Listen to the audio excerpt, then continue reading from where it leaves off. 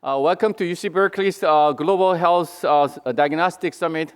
This is the beginning of Berkeley Global Health Diagnostic the workshop. But however, we would like to really thank the speaker who can really bring it out this wonderful meeting with a good insight and their experience. And especially, I really thanks to Sand and also in particular, Tamina. So we greatly owe her amazing organizations and passion to make it happen. So I'd like to just give thanks to Tamina first. And then great speakers. You will see their wonderful presentation, Paul Yeager and Bernard Wiggle and John McDevitt and Sam Zia. So I'd like to also thanks to their participation. Okay.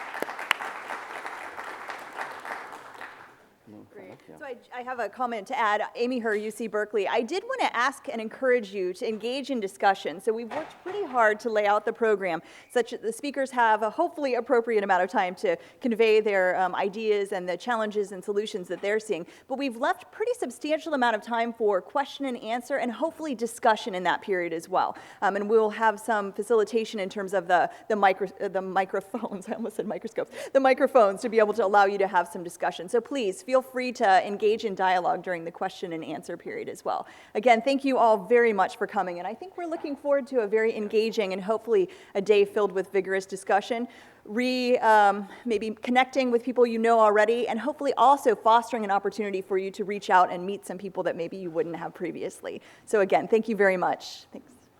Okay, thank you. I guess we have to start with the first speaker. You want to introduce?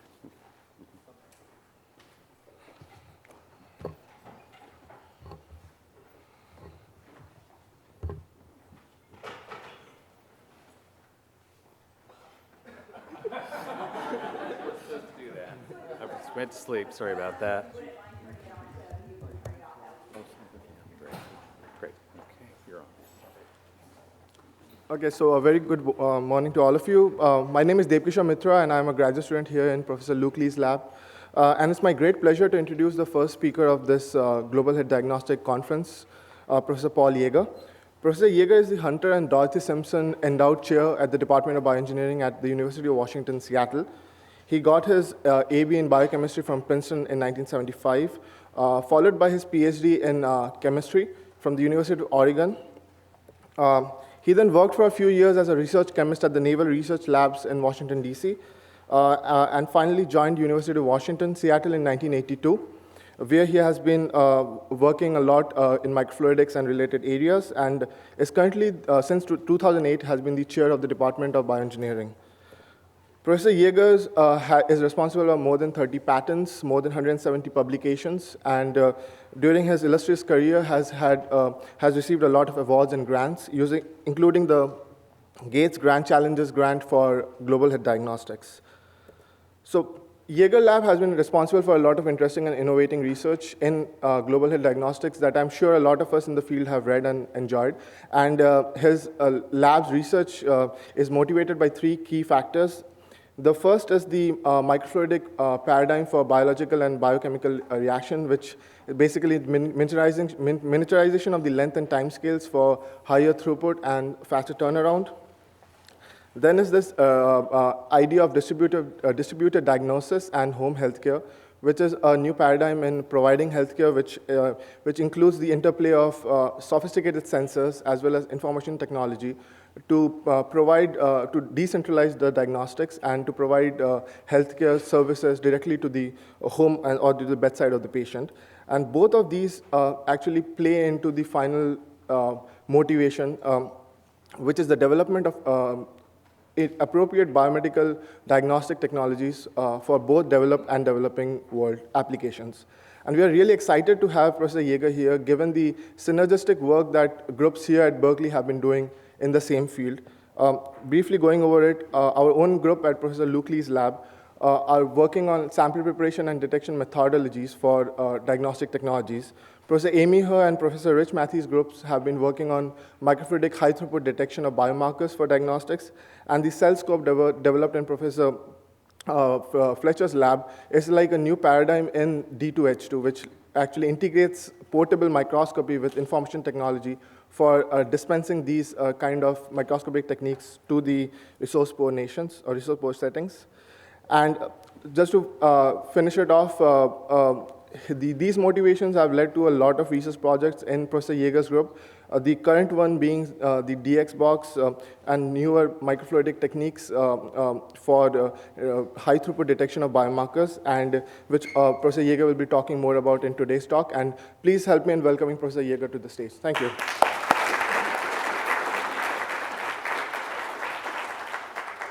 Thank you very much. And I really think that was an excessively good introduction. I can now sit down and not give you my talk.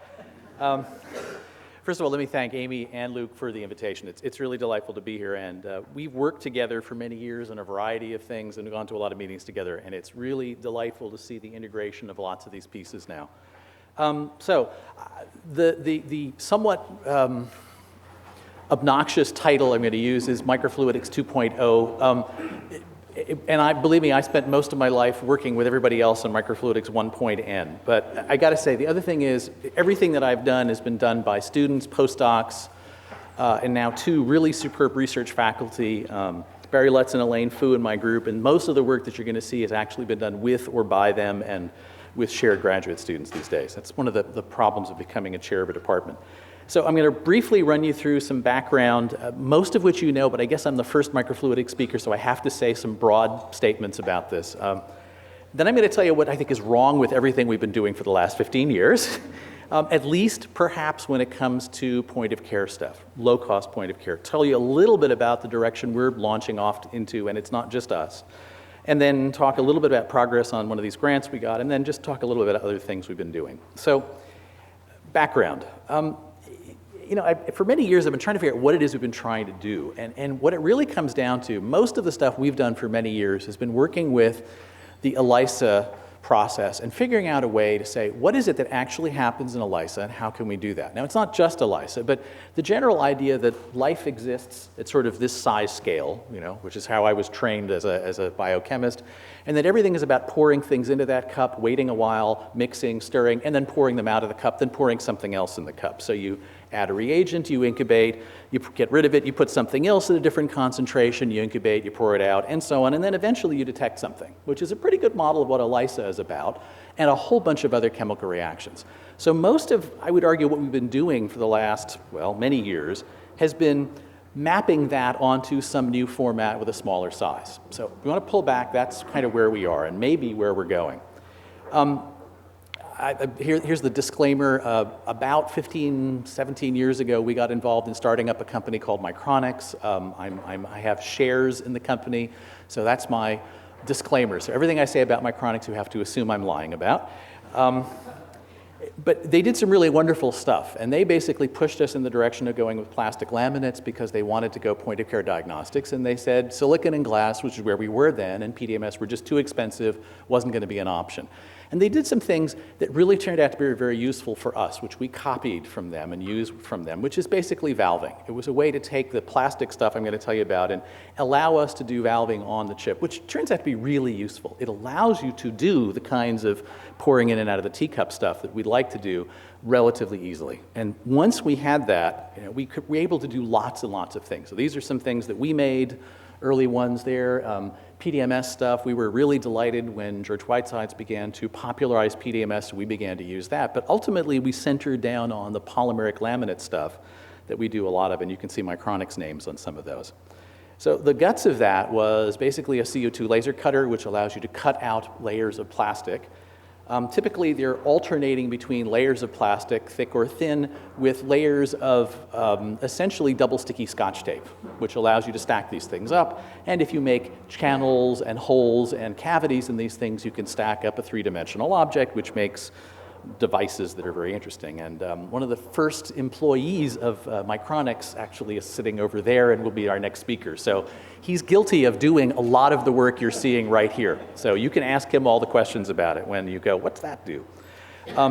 this was one of the first projects that Microfluidics took out of the lab and began to sort of work on, which is a flow cytometry system, just as a small example of the way you can go with these things. One of Bernhard's favorite moments of my life was when Bernhard comes back to the lab and shows this slide and says, hey, we can make a pH meter out of these things. And we went, that's really exciting, Bernhard. And it was, because it became basically what we did for over a decade, was to look at this idea of bringing two or more fluids together and looking at lateral interdiffusion in a duct while things are flowing, and worked out a lot of the math for this. Jim Brody, who's currently also in the Cal system, developed this idea, which was really the first of these, the H filter, which again was something we've worked a lot on. Ironically, neither of these things has become a commercial product yet, which is one of Bernhard and my most painful secrets. But we could talk more about that. We also did a lot of early stage immunoassay stuff. Again, Bernhard and Anson Hatch, Anson is also in California, everybody seems to get sucked down here, developed this idea of a rapid immunoassay in a channel using this interdiffusion idea. So we spent a lot of time with that. And then around 2005, the world was interesting, and I noticed there are people here from Cepheid. The Cepheid gene expert became sort of a paradigm for what one might be able to do with a disposable and an instrument to do nucleic acid testing. And it's rapidly advanced, and I hear that just a couple of days ago, WHO or FINE basically endorsed it as the next stage for going for point-of-care testing for TB, which is a pretty exciting development. So it's a really good technology. It is, and here's where I can get in trouble in the break, not all that cheap though. And it was something where we said, well, that's great, but we need to get the cost down substantially if we're going to get to real point-of-care testing at the far end of the healthcare system. The flip side were lateral flow immunoassays. And I used to teach classes, still do teach classes in biosensors, and I'd always say, and then there's that other technology over there, which is, it's cute, it's cheap, but it doesn't do all that cool sophisticated stuff with valves like we want. So I'll just say that's where we were in 2005, at which point the Gates Foundation had been promoting a project called the Grand Challenges in Global Health. And one of them, Grand Challenge 14, was this idea of technologies that assess individuals for multiple conditions or pathogens at point of care. At which point we and several colleagues actually were pretty well set up to go after this problem. We were delighted that we got funded. And that funding officially ended on July 1, although the last money ran out at the end of November. So I come to you completely free of Gates funding as of today. The project wasn't just our group, it was actually a collective project with lots of collaborators, notably, obviously, Pat Staten doing a bunch of molecular stuff I'm not going to talk about at all. Microfluidics was involved, Nanogen, well, Epoch Biosciences, then when Nanogen went belly up, they became part of the Elitech group in France, but they survived and worked with us throughout. Path, where Bernhard works, was a critical, integral part of this project, and Bernhard was the original PI on the project with us at Path. Microfluidics, again, was the systems integrator and developer. So briefly, this DX box or Diagnostics box, which is actually a bad pun if you come from New York and you want to go buy an Xbox, it's the Xbox. Yeah, why should, I got to say, this was a contribution of Path. I did not make up that pun, but I got to say, worth every penny that we paid for it. Platform, it's a platform technology. It was a rapid diagnostics platform for disease states. We aimed at 6 pathogens, again, because that was a big enough panel to be tough to do, but small enough that we could manage it with what we're trying to do. 2 different methods, both PCR for nucleic acids and immunoassays for looking at either antigens or antibodies. We aimed at a turnaround time originally 15 minutes. That sort of stretched out to 30 by the end of the project for all the processing. The aim was a disposable that would contain all the reagents. So everything would be on the disposable. We wanted on-card calibration. It needed to be small, lightweight, because and rugged. We wanted to carry this thing in a backpack to some place or bouncing on the back of someone's Range Rover. Battery powered because we wanted to go places where there was no power or power was intermittent and you would lose the ability to run assays if you ran out of power mid-run. And finally, very simple operation, to be used not by trained PhDs, but by a technician with maybe a high school education at most. It had to be low maintenance because there was no option for the service rep to come by at all. And finally, and the most sort of elastic and difficult term of all, is low cost. It's one of those things that I'll say has begun to haunt my life for the last 5 years. Certainly when you accept a lot of money from Bill and Melinda Gates, foundation and you say it needs to be low cost, every time you make a modification, you're looking at what did that actually do to the final endpoint cost, and we'll talk more about that. The targets were the following 6 over here. Agents for dengue, measles, influenza, malaria, typhoid, and rickettsial diseases. In most cases, we went to RNA because it was an advantage, certainly for the RNA viruses. It had to be RNA. Even for malaria, it turns out there's more RNA around, so you actually get a sensitivity advantage by going to RNA, which meant we had to do reverse transcriptase in all cases. It was IgM for everything except for malaria, where we looked for 2 different antigens which are present in blood for the malarial pathogens. The challenge, in a sense, was saying, okay, but we're going to try to do it on a fingerstick blood sample. And I got to say that I'm not sure whether we're still on 1 finger. It's probably 2 or 3 fingers by the time you get the total sample you need to do all the testing we wanted to do. But that was a big challenge. And in fact, some of the results came from that challenge, which we can talk about. The idea was blood goes onto a card, and then the card goes into the instrument, and everything gets done internally by the instrument itself. And that involved splitting the sample 2 ways. Looking at nucleic acids on one side with the PCR and getting essentially a fluorescence endpoint readout measurement, because it wasn't real time.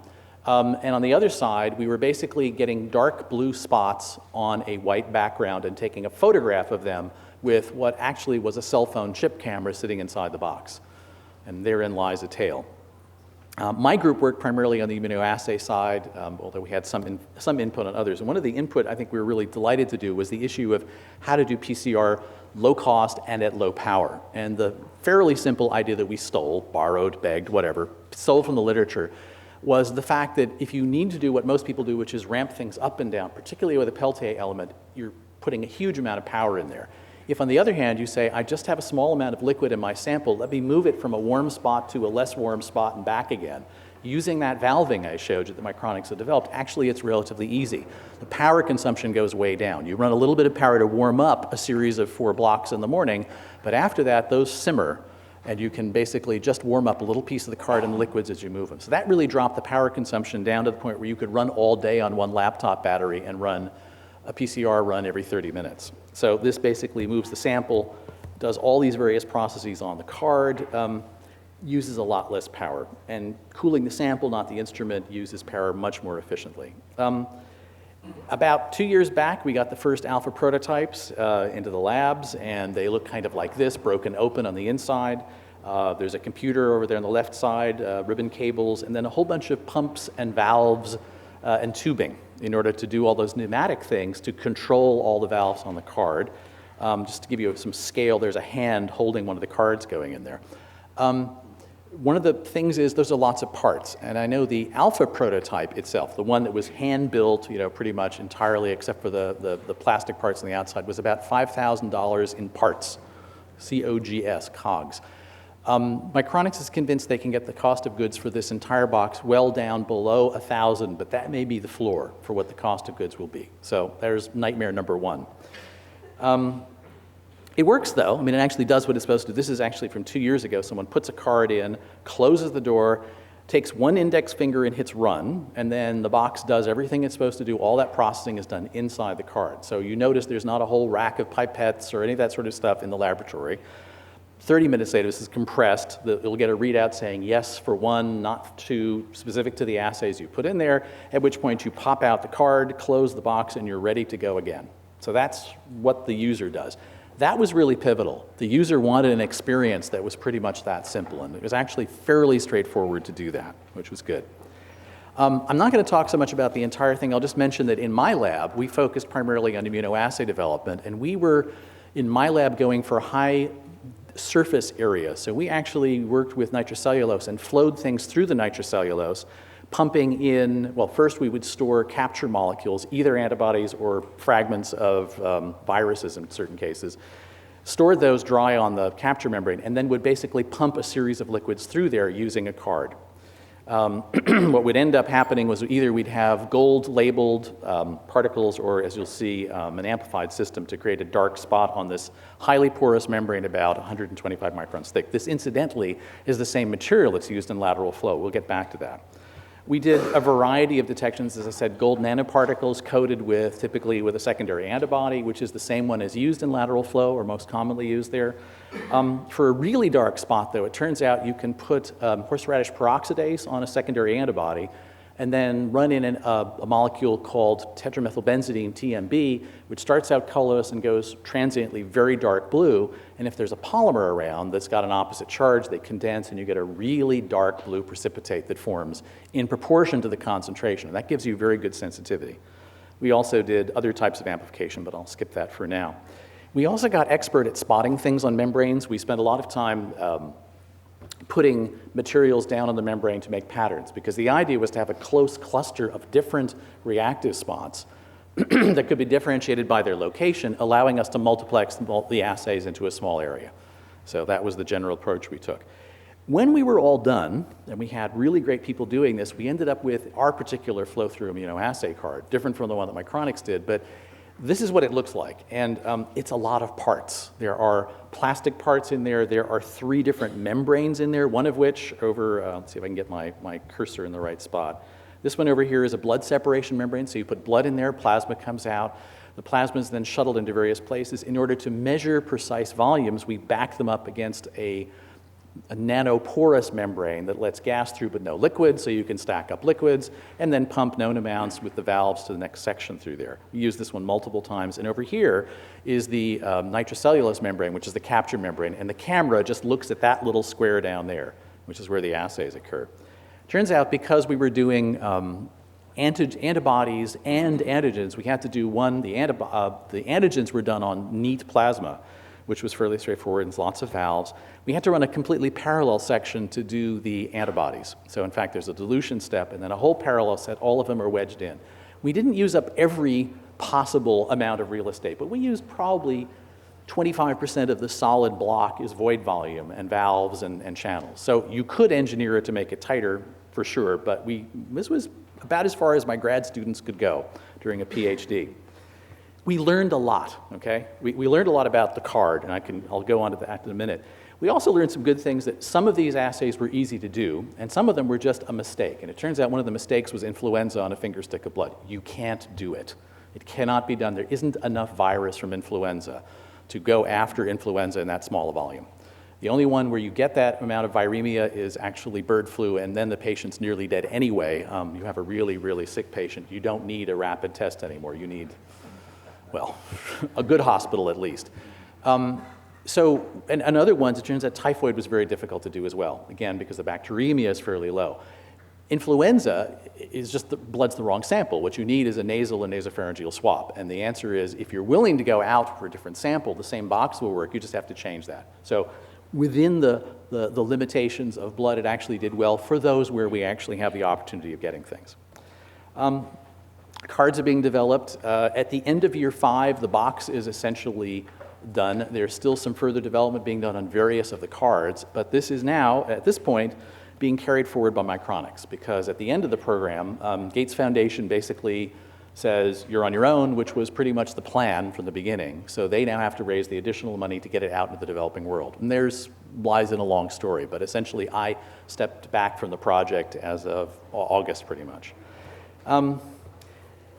I would argue that that kind of project was about as far as the microfluidics that I envisioned 15 years ago could possibly go. I'm not saying that we're done yet, okay, but for me personally, the idea of going to the disposable plastic stuff, that was pretty much as good as it gets. The idea of an inexpensive, portable, battery-powered sort of reader driver instrument and a sophisticated disposable containing all the reagents. That's a good model, and in fact, the Gates Foundation's going forward with that model in a variety of ways with a variety of things, and Bernhard could tell you about that program, and I hope he will. The question is, if that's the culmination of one point N, is it perfect? And the answer is no, of course it's not. And the first question that would wake me up at 3 in the morning for years now is it inexpensive enough? If the aim was to get this to the poorest of the poor, what happens when you have a microfluidic disposable that has 23 layers plus pick-and-place items in there? And obviously, you could probably thin it down a bit, but could you thin it down to the point where the number of parts was small enough that the cost would really be very low? And I'm frankly concerned about that. I know that it's possible, but I also know it's very, very challenging to work your way backwards from a complicated system to simplify. Sure. That's the question I don't want to answer, but hold that thought, okay? Okay, because I think it really depends a huge amount on the manufacturing process. And the question is there a manufacturing process in place that can do this automatically? And the answer is there's a development process to make that process work well. You can do it on what's called web roller process, but it's not trivial at all. It's part of the development process. Plus, of course, the lie about microfluidics really is that in 99% of the cases in the laboratory, there's a really cute microfluidic thing, and then there's a room full of stuff. Valves, tubing, pumps, all sorts of controllers, microscopes, things like that. When you look in a research lab in a microfluidics place, it doesn't look all that micro, usually. And that's not talking about the Fab Lab.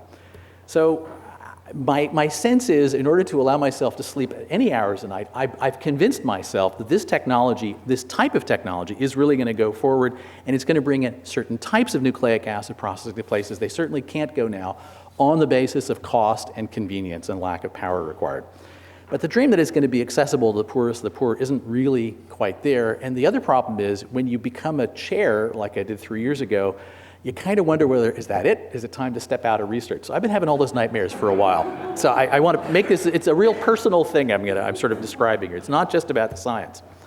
Well, the thing that's been, like I said, scratching or itching for years and years and years is the fact that I keep teaching about lateral flow and saying what a cool thing it is, but we don't do that. So about 2 years ago, I looked at this and said, this is really actually a fabulous technology. Why? Because there are no pumps. Capillarity moves the liquid fluid from the sample to this wicking pad, and it passes over things, and all these cool binding reactions occur that we're doing with great labor, doing this kind of pouring it into cups, because we said, oh, we can model that thing. But in lateral flow, you're doing it already, just in a very different kind of format. There's some limits, though, and the limits are that to keep manufacturing costs low, you stripe things on a big sheet, and then you chop them out in linear strips, and that keeps the cost down a lot. They're linear, so fluid movement is basically in one direction, which isn't a bad thing, but it limits the sets of chemical reactions you can do to things that are fairly simple and sequential in that particular way, which limits not only the complexity, but the sensitivity, because you can't do the kinds of amplification reactions that we did on the DX box cards. And that was kind of the temptation. So, dark night of the soul, I'm in St. Louis, it's 2 in the morning, I'm in a hotel room, and I'm clicking the clicker going through, okay, I'm either going to stay awake all night watching bad movies or go to sleep. And on comes an infomercial, and I hate infomercials. But it was one of those things where you're going, what is this thing? And when I realized this thing, this Cricut, was a commercial product that costs on the order of $200 that allows you to cut out paper into 2-dimensional shapes, whatever 2-dimensional shape that you can program into this thing, and you can hook up an RS-232 port to it. And I went, wait a minute, lateral flow, but what if we don't just have a straight line and we can do it dirt cheap? So that's the origin of the thinking for what I'm calling the Microfluidics 2.0, creating arbitrary shaped paper devices under PC control. Mind you, I'm well aware at this point of George Whitesides and what he's doing in very simple things, putting a sample in and branching at it in multiple directions with some rather complicated stuff. So here's eliminating the 1D limitation of the microfluidic devices, which is where we wanted to take this thing. The simple, ridiculously bold statement that I'm going to probably get beaten out of me over the next 10 years, I hope, in a sense I do, is I think we can perform arbitrarily complex chemical processes by sequencing flows in these kinds of paper formats. Okay? And when I say arbitrary complex, I mean just that. Using capillarity and pumps instead of valves to move liquid in the legs, and I'll call them legs for the moment because I like the idea of starting up from multiple input points. You can do a lot of conventional chemical processes that we do in the lab with pipetters and that we do in conventional microfluidics, but simpler, much simpler in ways. Now, fortunately, this is an interesting academic problem because it turns out some of this stuff is done in commercial labs, but very little of it is actually out in the open literature. So there's plenty of opportunities for me as a faculty member to educate students, let's say. What I really love about it is the cost could be absurdly low if we can fold a lot of processes into this kind of paper devices. So what we now call it is 2-dimensional paper networks. I use that really particularly to distinguish it from what Whitesides has been doing in making complex 3-dimensional shapes, which I love, and I think they're wonderful, and I love everything he's doing. I just think that I wanted to keep it as simple as humanly possible by limiting it to, ideally, a single piece of paper, a flat one. And the paper thing is interesting. I got really nailed by a guy who was in paper sciences when I described this stuff as paper. Because it's got cellulose in it, so I think of it as paper. He says, no, that was once dissolved and reprecipitated. Therefore, that does not meet the definition of paper. So for those people, I could call it two-dimensional porous networks for the real sticklers, but I'm going to use paper as a shorthand, so you can come punch me out later. So the thing that sort of popped into my mind was, and this is a cartoon, not a real thing, of course, but it's something we're moving towards, is the idea of a widget that was fundamentally one piece of paper and surrounded by a plastic thing for some obvious reasons. So the first thing is the paper. So what is the paper for? Well, the paper is the working guts of this thing. Onto the paper, we can spot things like, for example, we can spot on reagents onto various legs, or we might have one that has no reagents. And over here, we'll spot our sample, put a blood droplet or sputum sample in there. Up here, we have a capture zone where we have dots, and those dots, just like in the DX box, will change color when the reagent is present. Change color, become darker. And then up here, we have a wick, basically. So to activate it, what you really want to do is just get it wet. Pour water along the bottom, and then these legs begin to wet, and things are pushed up the legs. The ones that are closest to here will get there first, second, third, and fourth, and ideally, we can make an arbitrary number of input legs. So it's a matter of sequencing things. A few things you do have to do. You have to, for example, limit evaporation, or things don't ever get to the end point, so you put it in a box. And the box could be as simple as 2 pieces of injection molded plastic. So piece of paper, 2 parts, plus the reagents, and that's it. That's all you need. The box does a few things. It obviously keeps the relative humidity constantly inside. It holds the water at a constant level, so you can actually trigger things in a controlled manner. It's got a hole for samples to go in and out. And finally, there's a lens on it. And the lens allows me to whip out the most important tool of all, which is my camera-equipped cell phone, and collect quantitative data with this thing. So that's the image, this is the only instrument whatsoever. We throw away the power cord, we throw everything away except the cell phone that ideally is already sitting in our wallet or our purse. So when it's all assembled, this fully assembled thing is really what you would manufacture and sell. So if you think about it, this enables the D2H2 idea that we've been kicking around for a long time, but it says now we're really going to shrink the device to just a simple disposable. Okay, not too far removed from a conventional lateral flow, and use the camera to take pictures, which allows us to do not only measuring whether there was a result, but also quantitate the results, and we'll talk more about that, and then move that out to the full system. So 2 years ago, Barry Lutz, who is, like I said, one of my authors, runs home and does this, and he does it in his kitchen with assembled parts. He's fabricating things with fingers and scissors, okay? Few pennies, you will note the high-tech support device known as a paper clip. There's a staple and a bit of paper towel there. There is a piece of nitrocellulose cut to shape, and then there's food dye showing that we can do the original T-sensor experiment now, but the $35,000 times less than Bernhard spent to do his experiment, okay, or at least the equipment was that much less. Sorry, Bernhard, but that's what it comes down to. Barry's cheaper than you are. So, you know, we have this sort of existence proof that we can move things in these things, that it might not be impossible. So then we said a whole bunch of questions. What could we do? All these questions, which I'll sort of go through quickly. First of all, we're really talking about exactly the same problem as we talked about before. That's still the model. It's still something like an ELISA or something similar with a detection spot. But now we're going to sequence those things somehow and line them up in paper and get them to go sequentially across a particular space. Can we do that? Can we do that easily? And then use that cell phone camera for the detection step. So we got funded about 1.5 years ago now from NIH through one of the ARA grants, ARRA things, which was great. They had a very particular requirement, which is you got to be in and out in 2 years. So you had to get something that you could go from 0 to 60 in 2 years, which, as you know, for an academic is challenging, but you have to have the right technology. And the good thing is we already had almost 12 months by the time we got started where we had preliminary data, and we said, maybe we can do this. So it's actually worked out fairly well. Specifically, what we promised to do was a piece of the DX box card on this disposable. Basically, 2 of the reagents, dengue and measles, 2 of those things, looking at IgM as a biplexed assay on a small paper device as quickly and as effectively as possible. But it turns out we had some issues that we had to resolve in order to design and build these things. And the simplest one really was you're not looking through an open duct where you can use particle imaging velocimetry where you get to see particles move and see how fast the flows are going. You have an opaque material. So if you don't make it transparent, which is possible, how else do you do it? And we came up with a couple of methods. Peter Kaufman came up with this one, which I dearly love, and that's basically he's got a wire in a bath, which is actually in a source. The liquid is now flowing bicapillary to the right side where there is a wick, just like in a conventional lateral flow. There happen to be 2 inlets and 2 outlets, and there's a wire here. The orange liquid is a pH-sensitive indicator, and when we fire a brief pulse of current, it turns the liquid dark, and then you get this nice band of low pH zone moving down here. And for the fluidics guys in the room, you're going, look, the flows are short at the edges. That's not right. This should be purely duct flow, right? And look at that. That's actually slower there. Why is that happening? And that's one of the questions. And the other question is, oh, look, in the exits, this one's moving twice as fast as that. And for those of you who are fluidics jocks, I say I will leave as an exercise. Okay, we'll talk later. But it really allowed us to immediately realize that we could do some interesting things. So we used this version. We've also got a version using fluorescence imaging where we used caged fluorophores, same idea, pulse it, and you can actually watch fluorescent things moving through there. And this got published fairly recently. It's been really convenient, and the measurement hardware is less than $200, and you can do it basically with a battery and a couple of wires. So it's really straightforward.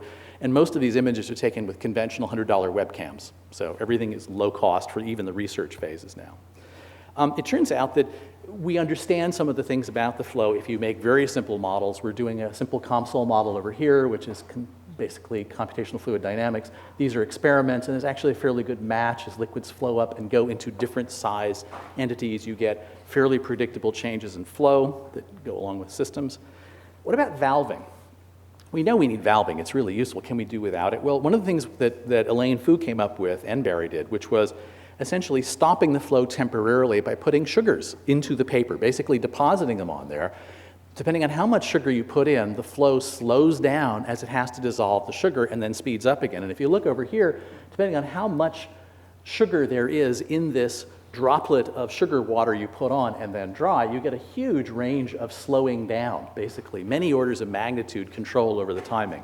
It's not 100% precise, but it's relatively very precise between different portions. So it's a really nice version of a slowing down thing, which essentially gives you valving.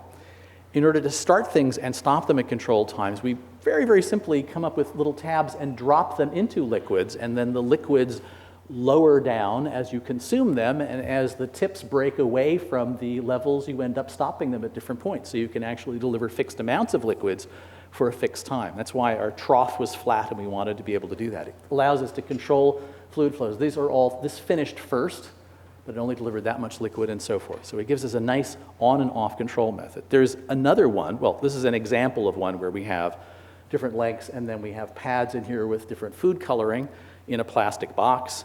Dunk those things, and the images aren't great, but I hope you can see that as the liquid begins to flow through these things, they flow up into the channel and they stack themselves up, and then they move off to the right in an orderly manner where you've now done stacking of different fluids, and we've just shown 4, it could be n as long as you have enough room. This is Peter Kaufman and Barry, and together they came up with a really elegant alternative. This is a group that competes internally just for cool factor stuff. And Peter went out and cut out little pads of felt, basically, and stuck them on double sticky, the Scotch mounting squares, which gives you sort of a little bit of sticky surface. But then these pads can be filled either with wet liquids or dry and then hydrated. And then if you fold these over, and we call it origami because it's folding paper, basically, you then contact a series of structures which allows you to turn things on and then turn them off under manual control. So a valving mechanism that literally involves just folding. And as you can imagine, you can fold more than one layer over. You can do it n times, and you can have fairly complicated structures that are topologically exquisitely simple when you start, but get complicated as you begin to fold them. This is an example of using that, where we have pads that are just filled with 3 colored dyes, which is then folded over onto this network, at which point things start to flow, and they flow up into this sequence pretty much as I showed in the other one, but it's a different way of starting the process. In this case, the amount of liquid you put in there determines how much runs and when it stops, because it simply exhausts the volume that's in the storage pad.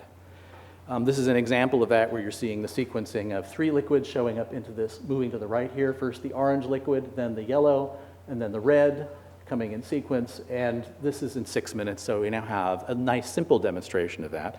And you saw in that introductory slide the next experiment, which is, instead of just doing colored liquids, this is a capture spot, which in this case is biotinylated albumin stuck on the surface. Then there's gold-labeled streptavidin, so it's a streptavidin-coated gold bead, which gives you a nice dark red color, and it's then rinsed by the second one, you get a sort of smudge. It's not really dark, but that wasn't the point. We only wanted a smudge because the point was the third one is a gold enhancement solution, essentially a reducing solution of gold ions, which in contact with a gold nanoparticle plates onto the gold nanoparticles makes them bigger and darker, and hence the spot gets darker. So this is a first example of part of the amplification scheme actually demonstrating that even with this simple one, we can make it work and work reasonably quickly. We've published a bunch of stuff on this, so if you do go out there, you'll find a bunch of papers describing a lot of what I've just shown you, but there's a lot of stuff still in the hopper, and I'll show you a bit more about that. The one that we're sort of having a lot of fun with and just got published in October in Lab on a Chip was included this, which is the old H-filter experiment that Bernhard and Jim Brody did, costing a huge amount. But in this case, Jen Osborne made one of these things out of paper. It's basically got us two sources over here. This is a combination of BSA, which is labeled dark blue, and a small molecule. It's basically yellow food color. They're coming down together, and by the time they reach over here, this side is all yellow, this is still green, but basically we've extracted the small molecules because they diffused from the left to the right in this common channel over here. There are no moving parts, no pumps whatsoever, and it stops when it's done. When you fill the bottom thing, you're finished. So it goes for a fixed period of time, runs for a fixed time, and then you've got a separation, at which point, if you want the small molecules alone, you can cut them out. And this has been something we've talked about for years. Bernhard did some beautiful examples of this in plastic many years ago. This is more reliable, Bernhard. Sorry. We also, just so you know, there are actually real engineers in my group, and Jen actually is running CFD code to make sure that we can get the timing in right. What you're always doing in these experiments is you're controlling the contact time of the two interdiffusing species, which you control by things like the porosity of the paper, which determines speed. This determines the diffusion length. This obviously is also a factor in time. There are some differences, which we could talk about at length, but there's still some wonderful things you can do in this format. And what we had a lot of fun with was showing that we could do some of the original, what I'll call Whitesides cover experiments from science and sort of redo them in paper, but again, ludicrously cheap. So this is 3 different fluids. Again, these are wicks or sample pads. They're flowing in 3 different channels into a common channel. It turns out that what determines the volumetric flow, of course, is it's like an electrical analogy. There's a resistance factor, and the resistance is just determined by length. So if I move these guys up so the resistance goes down, I get much more flow from those pads. So in this case, we're focusing a blue stream down to a really narrow channel, and it's flowing just like you would in conventional hydrodynamic focusing. It just happens to be occurring in paper for virtually no cost. And like I said, it made the cover of Lab on a Chip. That same argument here of sliding these things up and down. If I move this one closer, I get a larger volumetric flow in the common channel, which moves the boundary across and vice versa. So this is where the sort of Microfluidics 2.0 is. All those same things we did before are just rewritten into a different format, which I find both entertaining and fun. And here's Bernhard's controlled T-sensor experiment from 15 years ago, but this time we're doing it in, these are 2 different buffers over here and an indicator. Again, this is 15 years later, 10 to the 4th times cheaper. And this, if this works, it's a loop. It starts out where there were 2 of the same buffers on both sides, and one of them has stopped flowing. And then someone swapped in a buffer at a different pH. And what you'll see, if I get the thing to click right, is the second buffer comes in, it's at a different pH. And when it stabilizes, you can see there's a band here which is much less dark and somewhat thinner. And we're actually now doing quantification. And the idea is to be able to take this, pop it into your 96 well plate, and now you have a pH meter that costs you virtually nothing. Okay, take it with a camera, and it's, like I said, usable any place and requires no batteries. This is that origami idea taken to the next level, which is we're actually using this to do sequencing for nucleic acid extraction, and this thing is now it's going to show up at the MEMS meeting. Those of you going to the MEMS conference, there's a short paper on this technology. It was done in conjunction with Carl Boehringer, who I believe was at Berkeley before he came to UW, and his student Anupama Govindarajan. And it's basically the nice design that I gave turned into this somewhat uglier but really effective device, which is just folding paper and a couple of plastic layers over. It does all the nucleic acid extraction parts, and if I had time, I would show you in detail. That's actually a plasmid to indicate that this is done from a mucin sample, so this is meant to simulate E. coli. This was meant to simulate a sputum sample. It's only E. coli with a plasmid. It's not actually MTB. We're now working on doing the full MTB isolation from this. We are very interested in taking full nucleic acid stuff forward, the idea of going directly to sample processing, to amplification, to detection. We've done several pieces of it. PCR is, I will say, a piece of cake. It turns out the isothermal ones are more challenging because each one has its own chemistry, but we're now deeply involved with Bernhard and Path at looking at some of the isothermal methods to make these things low cost and cheap. And what I'll finish with is just briefly talk about the cell phone part again, and then where this might go next. Dean Stevens just got his PhD. He actually did his last year and a half of his PhD with his iPhone 3GS as his image capture instrument. He made a little rack for it, and there's a jeweler's loop sitting underneath it, which allows him to go from, in this case, a card on Micronics platform here, so he's moving liquids through a membrane and making basically dark spots using immunoassay capture and then finally amplification steps on that. So it's not lateral flow, but it's using the camera. And what he was able to show was that he was able to write a code in MATLAB script which first identified various densities, so he gives himself a calibration mark right on the device. It then goes and finds fiducial marks, locates the spot relative to the fiducial marks, then goes in and measures the intensity of this over time in an image stack from a movie that he collected with his iPhone. So does the iPhone, transfers the files to his Mac in this case, and the Mac runs this stuff in MATLAB. It might be doing it on a PC. I apologize if I've misstated where MATLAB is running on his system. So this is the actual gold nanoparticle solution over here. It's then rinsed out. He then adds the amplification solution, and what you see is a gradual increase in color over time. So he's able to get quantitative information, and he can normalize this to variations in light intensity. We looked at the endpoint measurements and said, those are a little ugly. In fact, it was a little bit noisy for the endpoint measurements, but we realized he's got an image stack. He can look at it over time, and began to look at these whole curves and realize that he's got really interesting numbers. Even though he's got basically a cell phone camera, he's got fairly good quantitation of the initial rates. So we use the initial rate points and converted that to a graph. In this case, he's looking at concentration of PFHRP2, which is an antigen from malaria. And what you can see is this is the concentration range. That's 10 to the 0, that's 10 to the 4th. This is the slope of the assay signal. And with a slight exception, it's pretty good over almost 4 orders of magnitude.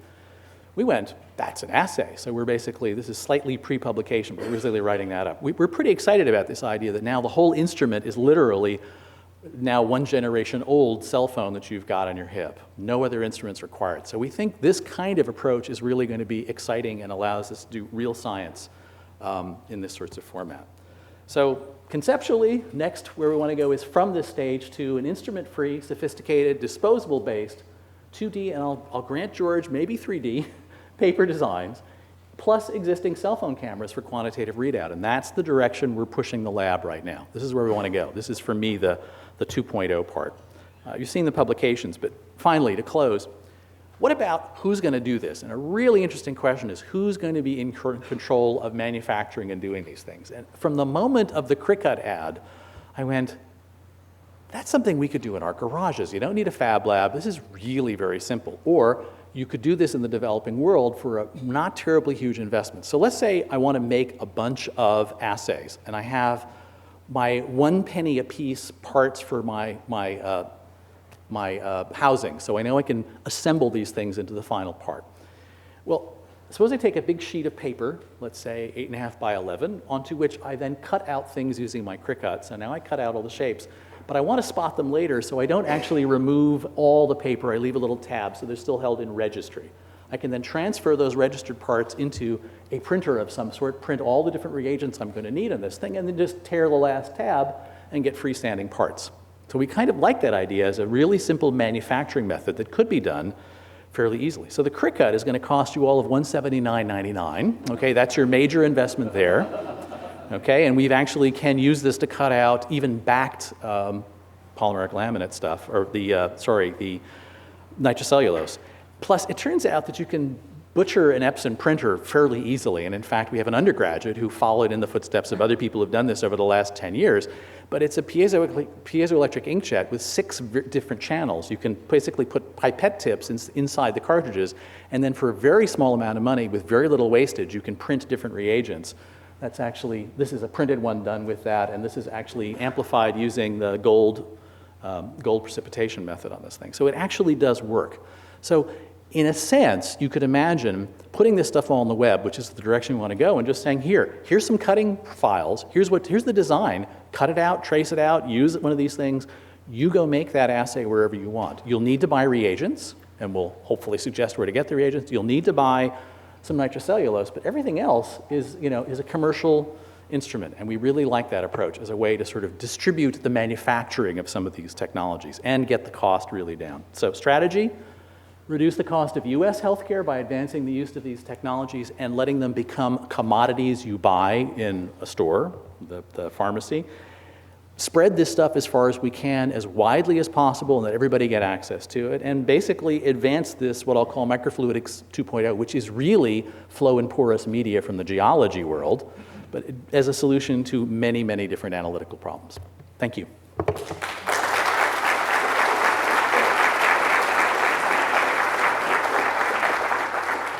So I would like to thank Professor Yeager again for this very interesting talk, and I would like to open the floor for questions. Okay, so.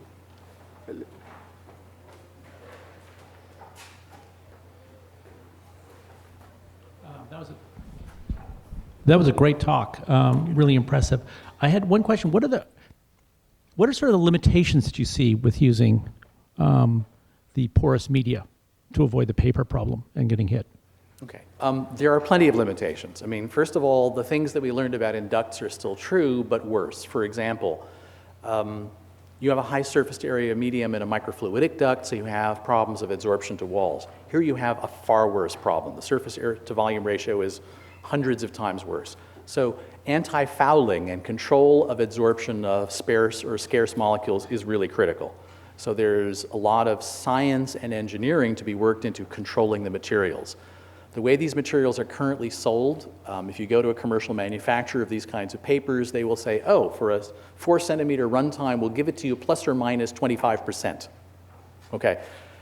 What that means is if you want to design a timed sequence of things, you've got, it's like build a computer with transistors, where the transition, where the switching value is all over the map. It's an issue of, can you manufacture better versions of this that will decrease the tolerances that you have to deal with? If you think about it, if I have big errors in the flow rates, I can build the same device, but I have to build in the possibility of something showing up later early, which means I make it bigger and I make it overall slower. To increase efficiency, the better those parts work, and we may ultimately have some sort of Moore's law for microfluidics here, where we improve the quality of the components to improve the operation of the whole system. But those are two of the simplest ones. Another very simple one is flow is not linear with time in the wet out phase. Okay, not at all. It's dropping off exponentially, so you actually, the farther out your things go, the slower they're going to move. Okay? You're very subject to issues of surface tension, so things that control the surface chemistry are interesting.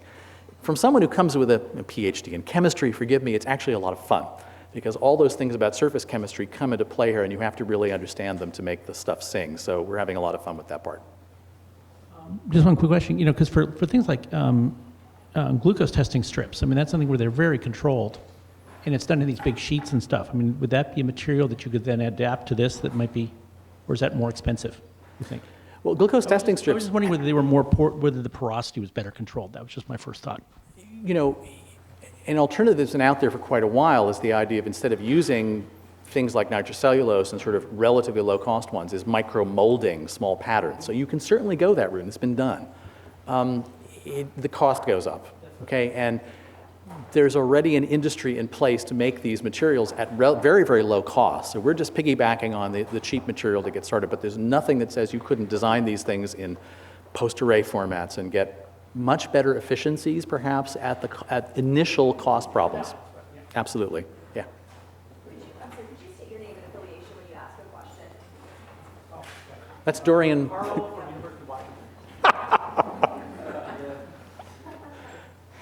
This is Luke Lee from Berkeley. I really appreciate your fantastic talk. I'd like to ask, if possible, can you explain more detail about the origami? I really like that. Yeah, the idea was we made a pledge to stay flat, okay, two-dimensional. But then the reality is, once I realized that it was actually fairly easy to fold over a wetted surface to some other non-wetted surface, you could activate flow across a segment, which it turns out works very, very well. I mean, this is really comes out of Barry and Peter's work, but we immediately adopted it because we recognized that it gave us the ability to, for example, have a common spot, let's say a nucleic acid capture membrane, for example, and you could rinse it with different fluids by contacting a different fluid system, opening it up, letting it dry, contact with a different fluid. So you run through a common site, but you do it by activating different fluidic circuits by simply folding over and folding back. So the only timing you need to worry about is when to fold over, when to fold back. We decided there was one high-tech component possibly needed for this thing, and that's a calibrated brick in order to hold the top layer in place with enough force, but not so much that you crush all the paperwork. So we might ask end users to get a brick. Other than that, it's pretty simple. Exactly, we need a standard brick. Okay, Bernhard Weigeler, Path. So I'm of course delighted to see all these devices that we originally came up with in channels recurring in paper. I think one of the things I also recall the excitement that we all had in 95, 96 in doing this. And one of the things, of course, that happened after that in 97 through 2009 or so was that it took a very long time to actually make real-world assays with reproducible, sensitivity, specificity, and so on, and make those work. And I assume, or I have a suspicion that something like that is probably going to be necessary here too. There are advantages in terms of, you don't have valves, you have somewhat simpler systems, so it shouldn't take that long. I think the other comment I wanted to make was the original Micronics approach with a 25-layer, 30 valve per card sort of thing represents kind of one extreme of microfluidics. There are lots of things in between. And I think Sam could speak to this as well. Here's Sam Sear. There are quite simple channel-based microfluidics as well that don't require much valving and have maybe valves external to the actual device that wouldn't be that far removed from the simplicity of the paper. I fully agree with everything you say, and you have the rest of the afternoon to rebut everything I've said. So enjoy it, both. But I will say one thing that I feel great relief at, and you know this for a fact, which is that of all the years we spent doing microfluidics and all that room full of tubing, I figured that I've taken up one graduate career doing nothing but chasing bubbles in tubing.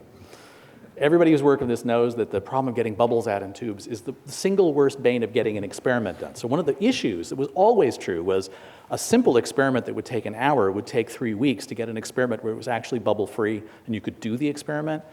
The beautiful thing about the paper is the bubbles go away spontaneously. The liquids come together, they wet the stuff, and out goes all the gas. So I will never see a bubble again. It's wonderful. Tony Paul? Rico. Oh, sorry. Paul Lum, UC Berkeley. Yeah. It's great stuff. It's fun. You started in the beginning talking about finger sticks. Yes. Now that you've reached all the way back to the paper business, are you still, where do you stand on paper sticks? I mean, on not paper sticks, but finger sticks. Well, the finger stick, the reason we liked the finger stick was the idea was to have a diagnostic process that was as simple as possible, that someone could learn to do, and that had a common fluid that samples ideally all parts of the body. So if you're trying to come up with sort of a universal fluid for a diagnostic, blood is certainly the best one you can have. It's also much faster than urine, for example. This doesn't have a time lag. So it's in many ways the best sample you can have. I still like it. I think as long as we can scale things to that, it's great. Certain assays are off limits for a finger stick because there isn't enough stuff in there. That's something Andreas Mantz showed many, many years ago and sort of beat us with a stick saying only some things will be usable with a couple of 20 cc's of blood. It's not the only one by any means, and there's some very interesting technologies out there beyond what we've done which actually allow you to sample from nasty things like sputum very effectively. And I'm very excited about the idea of incorporating those technologies into the paper technology so that ultimately you just don't need any pipettes. That the ideal circumstance from my point of view is the field doctor who has a bunch of stuff in their backpack, they come across someone who might very well be seriously ill, and they will know definitively within half an hour what the cause is. So for me, that's my perfect end user. So in the domain that you've done your papers and you're looking for different types of strips, have you looked at meshes, treated meshes? It turns out that in the DXbox project itself, there were several opportunities to use different types of filtration materials, and meshes are one of those. And in fact, Pat Staten did a bunch of work with folks at PATH and ongoing with PATH looking at meshes. And I don't want to talk about that because maybe Bernhard will mention it. No? But this was a matter of modifying meshes to put different polymers on them which had controlled adsorbents and absorbents of materials, either for controlled release or for controlled adsorbents of things from samples. So porous materials are wonderful. They have interesting sets of capabilities, but as long as you can wick things through them, they're great. So we'll have the last question. Tony Rico from NASA. Wonderful talk, Paul. Lots of great ideas and great work there. You mentioned some of the limitations, and many of those limitations you mentioned would be expected to have some dependence on temperature. And of course and in some cases, if wicking is involved, then relative humidity as well, because you have evaporation. Mm-hmm. So you are mitigating that a bit by putting it in a plastic cartridge. But in your scenario that I think about a lot too, which is the diagnostic in the backpack on the doctor in the developing world, how sensitive is it to temperature, and what do you do to deal with that? Can you change the assay design so it's less temperature and less humidity sensitive, or change the fluidic design to cope with that? And how much have you tested over a range of temperatures and humidities, if at all? Okay. So the questions are temperature and humidity, and are these problems, if I wanted to summarize. And the answer is, yeah, it was obviously from moment one we realized evaporation is a problem. And if you do things at very low relative humidities, set up a nice measurement, liquid goes up so far, and then it just quits. And it's quitting because all the liquid's being evaporated from the paper before it gets any further. You could pry it only so much. After a fixed distance, the flow rate can only be so fast because of the resistance, and you lose everything. So clearly you can't go to 0% relative humidity, and even at modest relative humidities, you can't have a lot of convection across it. So it was obviously something that required a sealed system. In a lot of the conventional lateral flow devices, they actually seal the porous membrane with a piece of plastic. And what I've learned from people at Millipore, and I think it's pretty obvious, is if you screw that up at all, what you've got is a crack, and the crack is a much lower resistance path for liquid, which means you get big errors. So we really decided we wanted to keep it open-faced, okay? At worst, backed on one side, but open on the rest of sides. It seems to be a very good solution to the problem. But you do need to control, and in all of our experiments, we do everything in solid, the pictures you see, they're in a petri dish with a wet rag on the side to keep the relative humidity as close to 100% as possible. We've done some experiments in a controlled humidity chamber to look at flow rates, and in fact, you do see very clear differences in flow rates when you go from 40 to 75% relative humidity. So we know it's an issue. Simplest trick we've come up with so far is you basically put a fast wick on one side, and it sucks up a fixed amount of liquid, goes to the top, and humidifies the whole chamber, which it does relatively quickly. So you have a sacrificial liquid that part of your sample just goes in there to generate relative humidity. And temperature. Obviously, if you think about it, temperature changes everything. It changes viscosity. So clearly the flow rate's going to change. It could change the swelling of the matrix, which would also have an impact. It also changes reaction rates. So obviously there's going to be a finite range. What we will make sure we do, as people always do in lateral flow tests, you have a control strip which says all the processes succeeded, liquid got there. So you start with that. In our case, we have to be a little bit more careful because we have to say all of the various legs got there. So we have to have something which actually is a process control for all of the various steps. So we need more dots. That's why the lens is going to be there. Okay. Thank you. If you guys have any more questions, you can talk to Professor Yeager during the lunch and everything. And so let's thank Professor Yeager once more.